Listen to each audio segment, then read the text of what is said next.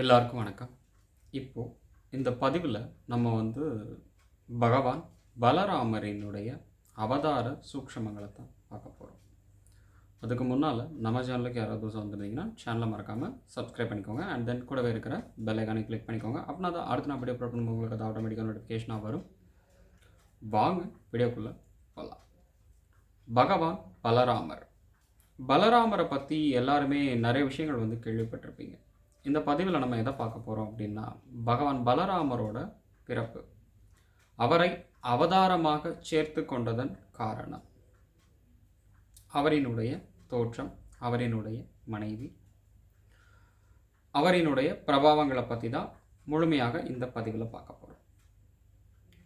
சரியா? ஸோ பகவான் பலராமர் யார் அப்படின்ற எல்லாருக்குமே நல்லா தெரிஞ்சிருக்கும். பகவான் ஸ்ரீ கிருஷ்ணரோட அண்ணன், தமையன் அப்படின்னு சொல்கிறோம் இல்லையா, அதாவது அண்ணன். அப்படிப்பட்ட பகவான் பலராமர் பார்த்தீங்க அப்படின்னா அவரோட பிறப்பு ரொம்பவும் சுவாரஸ்யமான ஒரு பிறப்பு. பகவான் ஸ்ரீ கிருஷ்ணருக்கும் பலராமருக்கும் அப்பா யார் அப்படின்னா வசுதேவர். வசுதேவருக்கும் ரோகிணிக்கும் பிறந்த குழந்தை தான் இந்த பலராமர் அப்படின்றது தான் எல்லா புராணங்கள்லேயும் இருக்கும். இந்த பலராமர் டைரக்டாக ரோகிணியினுடைய கர்ப்பத்தில் உருவாகலை. பகவான் ஸ்ரீ கிருஷ்ணர் 8வது குழந்தையாக அவதரிக்கிறதுனால கம்சனோட உயிருக்கு ஆபத்து அப்படின்னு சொல்லிட்டு அசரீரி வாக்கு கொடுக்குது.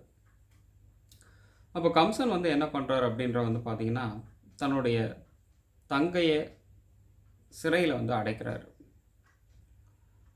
அவரினுடைய கணவரோட சேர்த்து, அதாவது வசுதேவரோட சேர்த்து. அப்படி அடைச்ச உடனே நாட்கள், மாதங்கள், வருடங்கள் என ஓடிக்கிட்டே இருக்கு. ஒவ்வொரு குழந்தையாக பிறந்ததும் அந்த குழந்தைய ஃபுல்லாக கம்சன் கொண்டுட்டே இருக்காரு. அப்போது 7வதாக பிறக்கக்கூடிய குழந்தையாக இந்த பலராமர் உருவாகிறாரு தேவகியினுடைய கர்ப்பத்தில். அப்படி உருவானதுக்கு அப்புறமாக இந்த சிசுவானது அழியக்கூடாது அப்படின்ற ஒரு காரணத்தினால யோக மாயையின் மூலியமாக பகவான் ஸ்ரீ கிருஷ்ணர் என்ன பண்ணுறார் அப்படின்னா, அதாவது கிருஷ்ணாவதாரம் எடுக்கிறதுக்கு முன்னால் பகவான் ஸ்ரீஹரி என்ன பண்ணுறார் அப்படின்னா, இந்த தேவகியினுடைய கர்ப்பத்தில் இருக்கக்கூடிய ஆதிசேஷனின் அம்சமான பலராமனை கர்ப்பத்திலிருந்து பிரித்து, கர்ப்பதானம்னு சொல்கிறோம் இல்லையா, அந்த கர்ப்பத்தை தானமாக யோக மாயையின் மூலியமாக என்ன பண்ணுறார் அப்படின்னா, அந்த கர்ப்பத்தை தாங்கி ரோகிணியினுடைய கர்ப்பத்தில் சேர்க்கிறார்.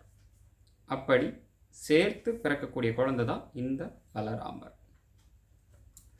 சரி, இப்போ இந்த பலராமர் எதனால் அவதாரம் அப்படின்ற ஒரு பேரில் சேர்த்தோம் அப்படின்ற பார்த்தீங்கன்னா, இந்த பலராமரினுடைய முந்திய பிறப்பு பகவான் ஸ்ரீ ராமச்சந்திரமூர்த்தியாக அவதாரம் செய்த காலகட்டத்தில் அவர் உடன் சேர்ந்து அனுஜனாக, சரியா, அனுஜனாக பிறந்த ஆதிசேஷன் அம்சமான லக்ஷ்மணன், இவர்தான் அடுத்த பிறவியில் பலராமராக பிறக்கிறது. இந்த ஆதிசேஷனுக்கு பார்த்தீங்க அப்படின்னா ஒரு கோபம். தான் நினச்சதை ஏதாவது ஒரு விஷயத்தை பண்ணுறதாக இருந்ததுன்னா அதற்கு பகவான் ஸ்ரீ ராமச்சந்திரர் பர்மிஷனே கொடுக்கல. தான் இஷ்டத்துக்கு எதையுமே செய்ய முடியல அப்படின்ற ஒரு வருத்தம் அவர் மேலே இருந்துக்கிட்டே இருந்தது. அடுத்த அவதாரம் ஸ்ரீ கிருஷ்ணாவதாரம் எடுக்கணும்னு சொல்லி பேசும் பொழுது அப்போ ஆதிசேஷன் தானாக முன் தன்னோட மனதில் இருக்கக்கூடிய பிரஜைகளை பகவான் ஸ்ரீ கிருஷ்ணர்கிட்ட வைக்கிறார். நான் இந்த மாதிரி ஒரு உறுதிமொழி எடுத்திருக்கேன். பிரஜை அப்படின்னா உறுதிமொழி. எனக்கு இந்த மாதிரியான எண்ணங்கள் இருக்குது. என்னோட போன ஜென்மத்தில் நீங்கள் எனக்கு அண்ணனாக இருந்ததுனால உங்களோட பேச்சை நான் தட்ட முடியலை, என் இஷ்டத்துக்கு எதையுமே பண்ண முடியலை.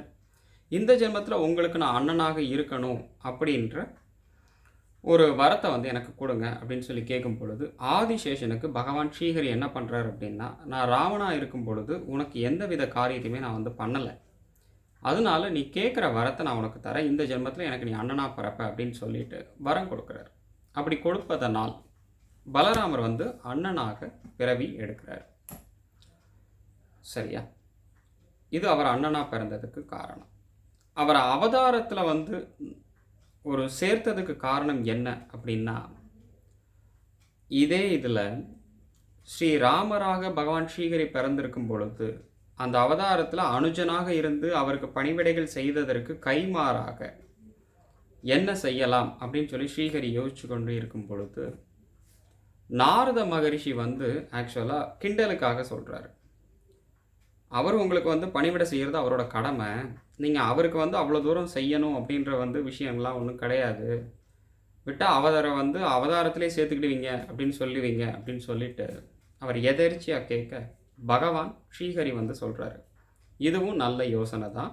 ஸோ என்னோட அவதாரத்தில் இந்த பலராமனையும் சேர்த்துக்கலாம் அப்படின்னு சொல்லி முடிவெடுத்து இந்த பலராமரை ஒரு அவதாரமாக வரமளிக்கிறாரு பகவான் ஸ்ரீஹரி.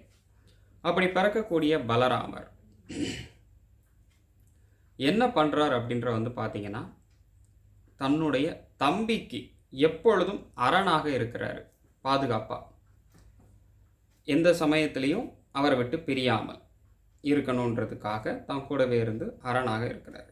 சரி, அது என்ன அவதாரம் அவதாரம் அப்படின்னு சொல்கிறோமே, இந்த அவதாரம்னா என்ன? அவதாரம் அப்படின்னா பிரபஞ்சத்துக்கு ஒரு விதியை கற்றுக் கொடுக்கக்கூடிய குருவாக இருக்கிறது தான் அவதாரம். ஒரு தர்மத்தை ஸ்தாபனம் செய்வது அவதாரம். பகவான் மச்சாவதாரம் எடுக்கும் பொழுது தர்மத்தை நிலைநாட்ட வேண்டும், தர்மம் வந்து தப்பி பிழைக்கணும் அப்படின்றத வந்து தர்மத்தை காப்பாற்றுவதற்காக தர்மத்தை நிலைநிறுத்தினார்.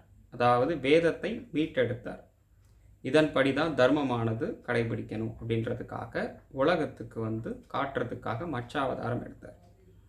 கூர்மாவதாரத்தில் வந்து என்ன பண்ணுறார் அப்படின்னா, எத்தனை வந்து சோதனைகள் வந்தாலும் அந்த சோதனையை வந்து தாங்கி பிடிக்கணும், சோதனை கண்டு துவண்டு விடக்கூடாது, எவ்வளோ பெரிய பாரம் வந்து முதுகில் இருந்தாலும் வழி தவறி நடக்கக்கூடாது அப்படின்ற ஒரு தன்மையை உலகுக்கு எடுத்து காட்டினார், உறுதியாக இருக்கணும்ன்ட்டு. வராக அவதாரத்தில் என்ன பண்ணார் அப்படின்ற வந்து பார்த்தீங்கன்னா, நல்ல விஷயங்கள் வந்து எவ்வளவு ஆழத்தில் புதைந்திருந்தாலும் எவ்வளவு இருட்டுக்குள்ளே இருந்தாலும், அதாவது சேத்துல வந்து செந்தாமரை முளைச்சாலும் சேத்துல முளைச்சதேன்னு நினச்சி அதை தூரத்து போட்டுறக்கூடாது. அந்த செந்தாமரைக்கு கொடுக்கக்கூடிய உரிய ஸ்தானத்தை கொடுக்க வேண்டும் என்பதை நிரூபிப்பதற்காக பாதாளத்தில் கடலுக்கு அடியில் மறைந்து கிடந்த பூமியை தேடி எடுக்கிறார். அதாவது பூமி வந்து சகதிக்குள்ளே போய் உட்காந்துருச்சு. இரண்யாட்சன் என்ன பண்ணான் அப்படின்னா, பூமியை வந்து சகதிக்குள்ளே யார் கண்ணுக்கும் தெரியாத மாதிரி இருட்டுக்குள்ளே ஒளிச்சு வைக்கிறான். அதை பகவான் ஸ்ரீஹரி வந்து வராக அவதாரம் எடுத்து அந்த சகதியிலிருந்து அதை மீட்டெடுக்கிறார். மீட்டெடுத்து அதை தன்னுடைய கூரிய அலகுகளால், அதாவது இந்த பல்லு இருக்கு இல்லையா, அதில் வந்து தாங்கி அது எந்த இடத்துல இருக்கணுமோ அந்த இடத்துல நிலைநிறுத்துறார். இந்த மூலியமாக உலகத்திற்கு வந்து எது எங்கே இருக்கணுமோ அந்த இடத்துல இருக்கிறது தான் அதனுடைய சிறப்பு அப்படின்ற ஒரு தத்துவத்தை மக்களுக்கு தெரியப்படுத்துகிறார். அதன் பிறகு நரசிம்மர் தன்னுடைய பக்தன் பிரகலாதனுக்கு ஏற்பட்ட கஷ்டத்தை வந்து போக்கணும் அப்படின்றதுக்காக பகவான் நரசிம்மர் வந்து அவனோட அப்பாவை வந்து கொல்றாரு அப்படின்ற மாதிரி சித்தரிச்சாங்க. அதாவது நிறைய கதைகள்லேயும் நிறைய படங்கள்லேயும் வந்து பார்த்துருப்பீங்க.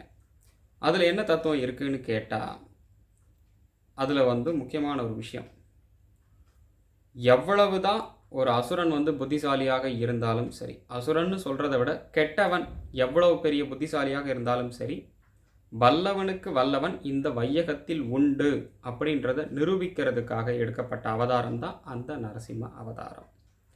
காரணம் ஏன் அப்படி சொல்கிறேன் அப்படின்னா, இரண்யாட்சரன் வந்து பிரம்மதேவர்கிட்ட வந்து வரம் கேட்கும் பொழுது எந்த மாதிரி வரம் கேட்குறான் அப்படின்னா, அதாவது எந்தவித உலோகத்தினால் செய்யப்பட்ட அஸ்திர சஸ்திரங்களினாலோ, பூமிக்கு மேலேயோ பூமிக்குள்ளேயோ, வீட்டுக்கு உள்ளேயோ வீட்டுக்கு வெளியேயோ, ஆகாயத்திலேயோ பாதாளத்திலேயோ, பஞ்சபூதங்களினாலோ அல்லது மனிதனாகவோ அல்லது மிருகமாகவோ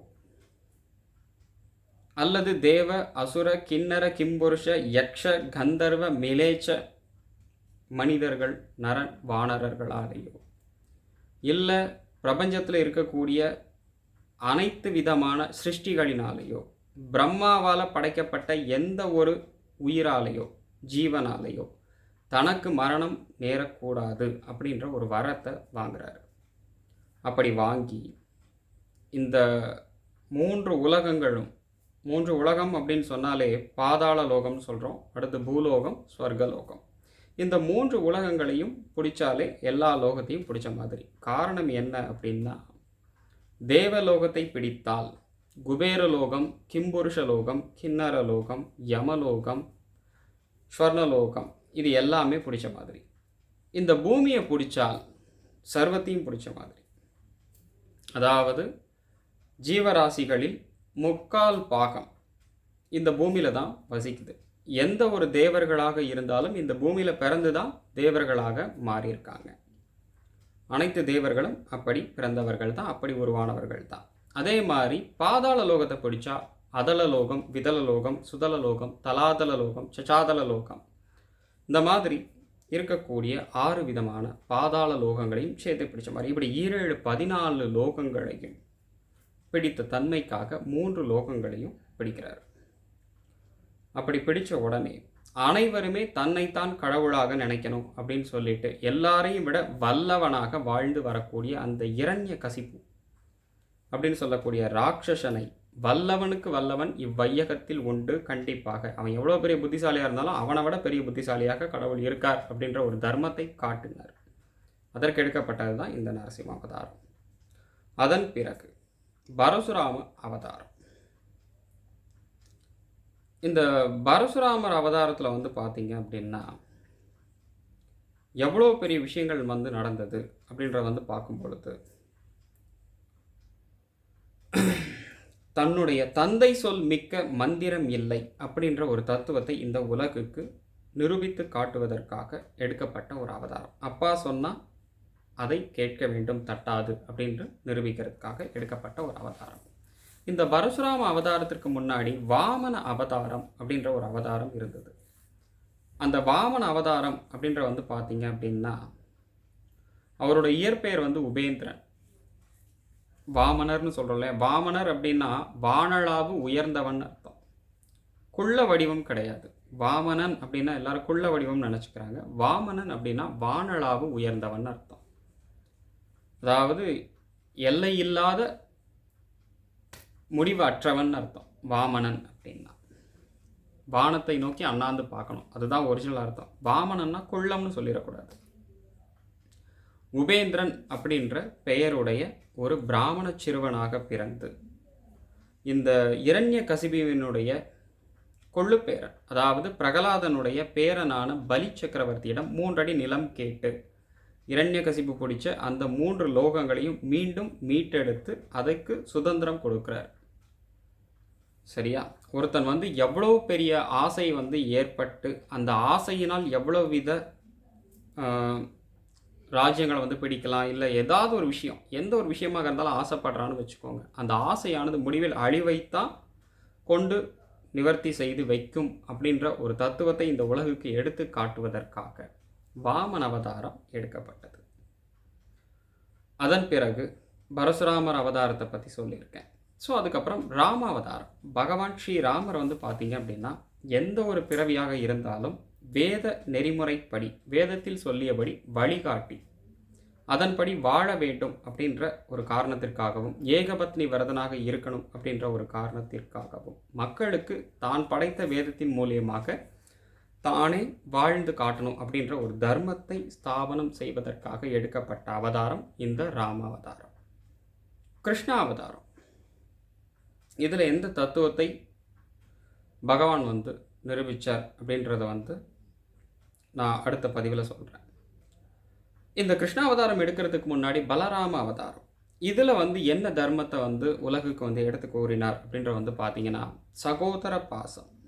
தன்னுடைய சகோதரனை காப்பாற்ற வேண்டும் என்பதற்காக தன்னுடைய சகோதரனுக்கு எந்தவித ஆபத்தும் நெருங்கக்கூடாது என்பதற்காக, தன்னுடைய சகோதரனை எவரும் உதாசீனம் செய்துவிடக்கூடாது என்பதற்காக, தான் செய்யக்கூடிய அனைத்து விதமான நன்மைகளையும் சகோதரனிடம் கலந்து ஆலோசனை செய்து அவனுடைய பேச்சுக்கு மதிப்பளிக்க வேண்டும் அப்படின்ற ஒரு தர்மத்தை நிலைநாட்டினார். தன்னுடைய சீடன் என்பவன் எவ்வளோ பெரிய அயோக்கியனாக இருந்தாலும் தான் கிட்ட கல்வி கற்றுக்க வந்தான் அப்படின்னா எந்தவித பாரபட்சமும் பார்க்காது அவனுக்கு கல்வியை போதிக்கணும் அப்படின்ற ஒரு தத்துவத்தை நிரூபித்து காட்டுவதற்காக எடுக்கப்பட்ட அவதாரம் இந்த பலராம அவதாரம். ஆக இப்படி பலதரப்பட்ட கருத்துக்களை சொல்லக்கூடிய ஒரு தன்மையாக, ஒரு குரு தத்துவமாக விளங்கக்கூடிய ஒரு ஜீவனைத்தான் அவதார ஜீவன் அப்படின்னு சொல்லுவோம். இந்த பரமாத்மாவினுடைய அவதார ஸ்வரூபங்களில் ரொம்ப முக்கியமான ஸ்வரூபமாகவும் இந்த பலராமரை பூஜிக்க ஆரம்பிக்கிறோம்.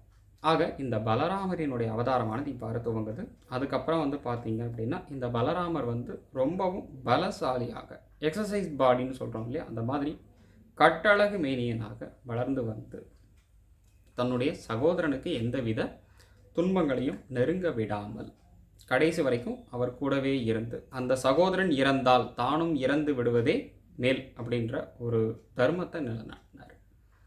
தன்னுடைய சகோதரனுக்கு எந்தவித ஆபத்தும் வரக்கூடாது, அப்படியே வருவதாக இருந்தாலும் தான் மரணித்த பிறகுதான் அவனுக்கு வரணும் அப்படின்ற ஒரு உண்மையான சகோதர பாசத்தை இந்த உலகத்திற்கு எடுத்துக்காட்டாக கூறியவர் பகவான் பலராமர். மேலும் இந்த பலராமரினுடைய சரிதையை பார்த்தீங்க அப்படின்னா அடுத்த பதிவில் இன்னும் கொஞ்சம் ப்ரீஃபாக சொல்கிறேன். ஸோ இந்த பதிவை உங்கள் ஃப்ரெண்ட் எல்லாருக்கும் ஷேர் பண்ணி விடுங்க. மீண்டும் சந்திப்போம். வேறு ஏதாவது சந்தேகங்கள் இருந்ததுனாலும் மறக்காமல் கமெண்ட் பண்ணுங்கள். நன்றி.